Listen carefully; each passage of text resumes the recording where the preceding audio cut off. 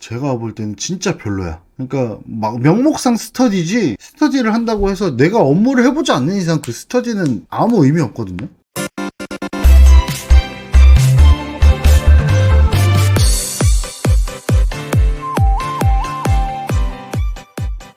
안녕하세요, JD 행정사입니다.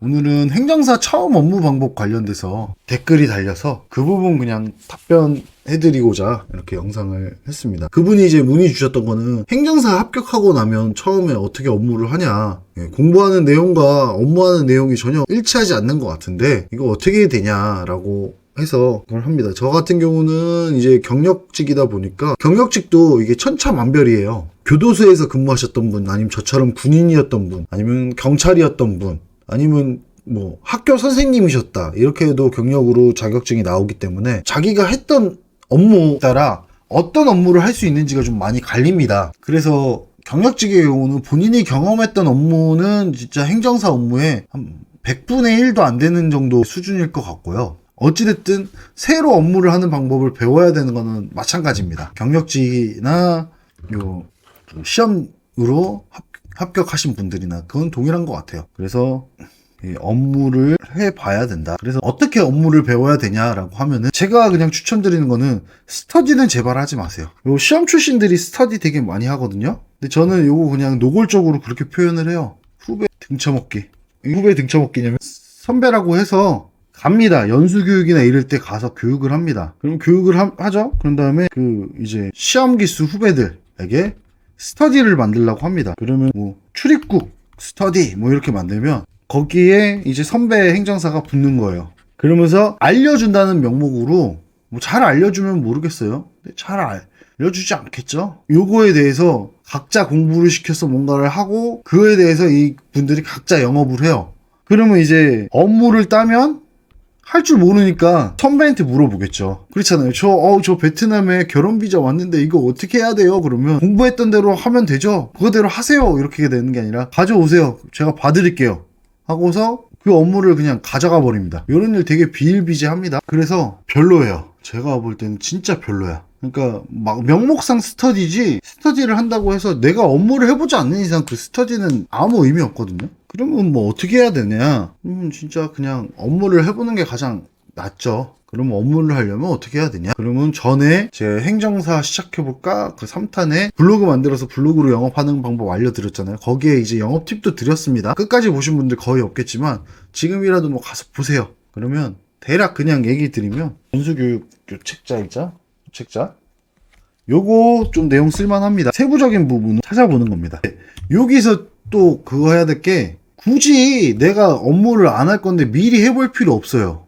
뭐 예를 들어 그래, 음주운전 대상자가 왔다고 가정하고 준비해 봐야지. 그래서 뭐 해봐야 전혀 도움 안 됩니다. 그래서 뭐 음주운전 스터디 이런 것도 전혀 필요 없다는 게 그런 거예요. 안 해보면 아무리 막 책 읽고 이래도 잘 몰라요. 그리고 구체적으로 알아보기도 힘들고. 그래서 그냥 영업 활동을 하면서 음주운전이 들어왔다. 그러면 책을 읽고서 음주운전 내용에 대해서 대략 본인이 아는 대로 좀 생각을 해놓고 음주운전 관련된 뭐 유튜브를 보든가 블로그를 좀 보면서 손님이 올 때까지 시간을 벌어 놓는 겁니다. 손님이 전화가 왔어. 그러면 뭐 당장 오늘 오겠대. 그러면 오늘 뭐 5시까지 오세요 라고 하면은 요때 2시간, 적어도 한 2시간 뒤는 될 거 아니에요. 그럼 이 2시간 동안 손님 오는 거 대비해서 집중적으로 보는 겁니다. 집중적으로 보고 손님이 오면 이제 계약을 하는 겁니다. 계약을 하면은 이제 하나하나 준비를 하는 거죠. 목록화를 시켜놓습니다. 준비할 것들 목록화를 시켜놓고 해보는 거예요. 그러면 저는 어떻게 했냐? 음주운전 했을 때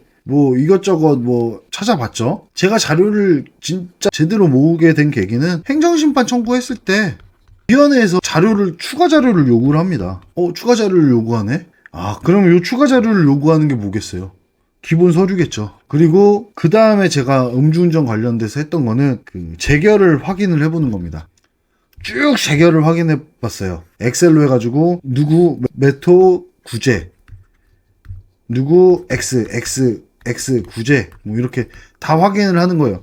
그 다음에 내용을 다 읽어봐요. 구제된 사람들 내용을 읽어보는 거죠. 뭐 구제된 사람들, 구제 안 된 사람들 비교를 해드리면 거의 똑같이 나와요.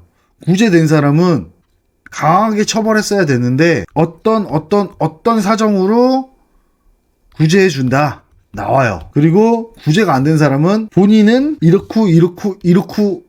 이렇게 주장을 하나 공익 목적상 안 된다. 그러면 결론은 뭐예요? 요 재결에 나와 있는 요거 그리고 구제된 사람의 요거가 청구서에 들어가야 된다는 거잖아요. 그러면 이 사람이 될 사람이면 비슷한 내용 이렇기 때문에 구제를 해준다.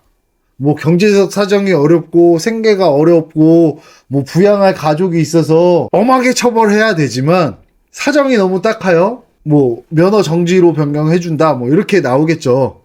인용을 한다. 일부 인용을 해주겠다 뭐 이렇게 나오겠죠. 안 된 사람도 동일해요.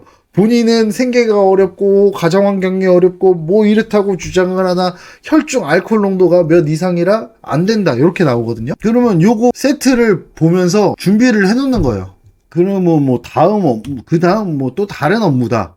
뭐 공장 등록이다. 그러면 요거 팩토리온에서 하는 경우가 있고 지자체에서 하는 경우가 있어요. 그러면 팩토리온에서 한다. 그러면 그냥 내가 그냥 아이디를 가입해 보는 거예요. 그러면 이거 절차대로 하려다 보니까 필요하네? 그럼 그거 아는 거죠. 그렇게 업무를 배워나간다고 보시면 돼요. 그래서 배워나갈 때 그 전에 영상에서 말씀드렸죠. 3편인가에서 두 가지 방법이 있다. 비싸게, 싸게. 비싸게는 그냥 업무 들어올 때 비싸게 부르는 거예요. 공장 등록 500 받아야 하겠다. 그러면 공장 등록 문의 들어오면 500 부르는 거예요. 그냥 업무가 어렵든 쉽든 그냥 500 부르고 왜 500이나 해요? 그러면 거기가 인허가 과정도 깊고 이것저것 준비해야 될 서류도 많아서 그렇게 받습니다. 그러면 만약 이렇게 불렀을 때 하면 땡큐죠. 근데 안 한다. 그러면 그냥 내 그 기본 지식만 조금 늘어났다고 보면 돼요. 왜냐면 저거 500만 원이라고 상담하려면 내가 아는 내용들 봐야 되고 그리고 요런 게 뭐 500씩 부른 게 한 5번 있었다 그러면 얼추 보일 거 아니에요. 어떻게 말하면 사람들이 더 혹한다 이런 것들이 보이거든요. 이렇게 해서 하는 방법이 있고 아니면 반대로 싸게도 있습니다. 똑같은 공장 등록 저는 그냥 50만 원에 해드릴게요. 싸게. 고객님 사실 저 공장 등록 안 해봤습니다. 그래서 제가 10만 원에 싸게 해드릴게요. 저 믿고 한번 같이 가시죠. 이렇게 얘기하는 거예요. 그러면 뭐 고객 입장에서도 믿고 가시는 경우도 있고 아니면 믿고 안 가시는 경우도 있는데 그건 그때그때마다 다르죠. 근데 싸게 하는 게 수임 가능성은 더 높아집니다. 근데 싸게 하지 말라고 하는 이유는 너무 힘듭니다. 싸게 업무를 해버리고 나면은 정말 그 나중에 하기 싫을 때 그런 부분도 있고 참 힘듭니다. 그리고 뭐 블로그 활용. 블로그에 보면은 행정사 업무 관련돼서 다 작성해 놓는 분들이 계십니다. 그거 보고 따라가면 됩니다. 그리고 또 그거는 담당자 행정사 업무의 프로는 담당자 찾기예요. 담당자 찾기. 담당자만 찾을 줄 알면은 행정사 업무 70% 이상 합니다. 근데 이거 웬만한 공무원들은 다 잘하는데 교사 출신 분들이 잘 못하시더라고요. 교사 출신 분들은 공문을 다뤄본 적이 없어서 다뤄본 적이 없는 경우가 많아서 그걸 잘 못하시더라고요. 근데 공문을 다뤄본 공무원들은 웬만하면 담당자 찾는 거 되게 쉬운 거 아시죠? 그냥 그 해당 부서에 전화해보면 바로 나옵니다. 담당 공무원 누구지.